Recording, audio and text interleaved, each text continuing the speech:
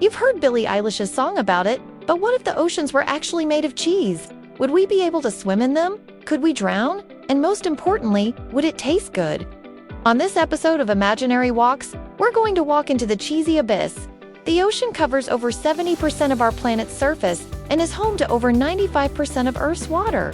It has an average depth of about 12,100 feet, though some parts are much deeper than others. If we were to somehow turn all that water into cheese, we'd need a whole lot of milk. According to the Guinness Book of World Records, the largest ever recorded dairy product was a mozzarella cheese sculpture, weighing in at over 26,000 pounds. Let's assume that turning seawater into cheese follows the same basic principles as turning milk into cheese. If each gallon of milk yields 1 and 2 pounds of cheese, we'd need over 18 billion gallons of seawater to make just one of these massive cheese sculptures. But what kind of cheese would it be?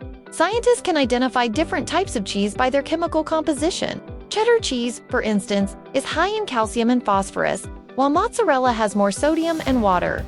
Using nuclear magnetic resonance, we can even tell how old a piece of cheese is and whether or not it's been through the aging process. But these tests require very specific equipment. So how would we analyze the big cheese? If we were to take a sample from the ocean, it would be too salty to actually test. So first, we'd have to desalinate it, which would require a ton of fresh water. Then we could use a process called dialysis to remove water from the remaining liquid and get a solid block of cheese. Only then could we figure out what type of cheese it was. Now, because of the insane amount of salt in seawater, this cheese wouldn't be very tasty, no matter the type. But if we were to somehow remove the salt, we could have ourselves a big old block of cheddar, mozzarella, provolone, whatever floats your boat.